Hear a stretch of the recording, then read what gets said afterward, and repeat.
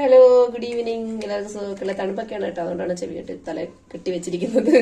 Okay, അപ്പൊ ഇത് കുറച്ച് മധുരക്കിഴങ്ങാണ്. നമുക്ക് ഇത് വെച്ചിട്ട് ഇന്നൊരു കട്ട്ലേറ്റ് ഉണ്ടാക്കാം. ഓക്കെ, അതിനായിട്ട് ഞാൻ എടുത്തു വെച്ചിരിക്കുന്നത് ബ്രെഡിന്റെ പൊടി, കുറച്ച് മൈദ കലക്കിയത്, ഒരു 2 എഗ്ഗ് കേട്ടോ, 2 എഗ്ഗ് എടുത്ത് ബീറ്റ് ചെയ്ത് വെച്ചിട്ടുണ്ട്.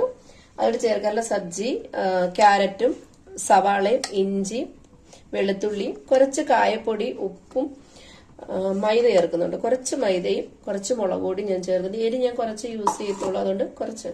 അപ്പം നമുക്കിതെല്ലാം കൂടെ ഒന്ന് മിക്സ് ചെയ്തെടുക്കാം. ഇനി അത് ഞാൻ കൈവച്ച് ചെയ്യുന്ന എന്താന്ന് വെച്ചാല്, ഈ മധുരക്കിഴങ്ങിനകത്ത് ചെറിയ നാരുണ്ട്. അപ്പം എല്ലാത്തിനകത്തില്ല, കുറച്ചെണ്ണത്തില്ല. അപ്പം ഈ മധുരക്കിഴങ്ങിലെ നാര് നമുക്ക് കൈവച്ച് ചെയ്യുന്ന സമയത്ത് ആ നാരുള്ളത് മാറ്റാൻ പറ്റും. നമുക്ക് കിഴങ്ങിന്റെ കണക്കല്ലല്ലോ, അതിനകത്ത് ചെറിയ നാരുണ്ട്. അപ്പം അത് മിക്സ് ആവൂല. അപ്പൊ അതിനായിട്ട് നമുക്കിതെല്ലാം കൂടെ ഒന്ന് മിക്സ് ചെയ്ത് റെഡിയാക്കി എടുക്കാം. ഞാനിവിടെ എണ്ണ ചൂടാകാൻ വെച്ചിട്ടുണ്ടായിരുന്നു കേട്ടോ. അത് എണ്ണ ചെറുതായിട്ട് ചൂടായി. നമുക്ക് ഇനി ഇത് എല്ലാം കൂടെ ഒന്ന് റെഡിയാക്കി എടുക്കാം. അതിന്റെ മുളക് പിടിച്ച് ഫസ്റ്റ് ഞാൻ മുട്ടയ്ക്കകത്താണ് കേട്ടോ, ചെറുതായിട്ട് മുട്ടയ്ക്കകത്തൊന്ന് മുക്കിയെടുത്ത്, എന്നിട്ട് മൈദ മാവില് മുക്കിയെടുത്ത്, എന്നിട്ട് ഈ ബ്രെഡിന്റെ പൊടിക്കകത്ത് ഒന്ന് കവർ ചെയ്തെടുത്താൽ. ഓക്കെ, നമുക്കങ്ങനെ ഒന്ന് കവർ ചെയ്തെടുക്കാം. അധികം വേണ്ട കേട്ടോ. മുട്ടയും മൈദയും കൂടെ എന്തിനാ ചേർക്കുന്നതെന്ന് ഞാൻ മുട്ടയുടെ ടേസ്റ്റ് കിട്ടാൻ വേണ്ടിയാണ് കുട്ടികൾക്ക് മൈദ മാത്രം കൊടുക്കണ്ടല്ലോ എന്ന് വെച്ചിട്ടാണ് ഞാൻ അങ്ങനെ ചെയ്യുന്നത് കേട്ടോ. എന്നിട്ട് നമുക്കത് എണ്ണയുടെ തീ കുറച്ച് വെച്ചിട്ട് നമുക്ക് അതിലോട്ടിടാം. ഫുള്ള് മുങ്ങി നിൽക്കണ്ട കേട്ടോ, കുറച്ച് എണ്ണ മതി, അധികം എണ്ണ വേണ്ട. മുങ്ങി അങ്ങ് നിൽക്കണ്ട. ഫസ്റ്റ് മുട്ടയില്, പിന്നെ മൈദയില്,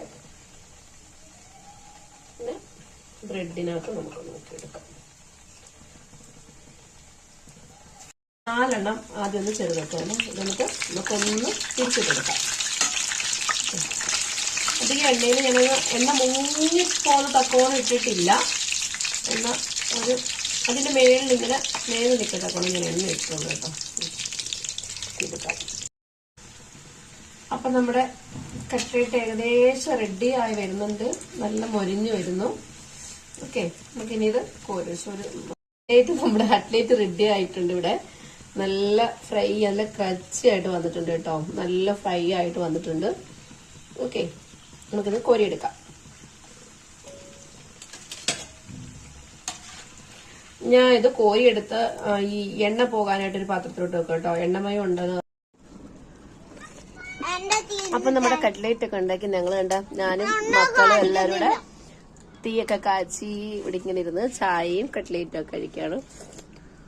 ഇവിടെ തണുപ്പായി കഴിയുമ്പോൾ ഞങ്ങളുടെ പരിപാടി ഇതാണ് കേട്ടോ. ഇവിടെ ബാൽക്കണിയിൽ കട്ടിലെ കിടപ്പുണ്ടാവും, ബാൽക്കണിയിൽ തീയൊക്കെ ഇട്ട് ഞങ്ങളെല്ലാവരും ഇവിടെ ചില സമയത്ത് കുക്കിങ്ങും ചെയ്യാറുണ്ട്.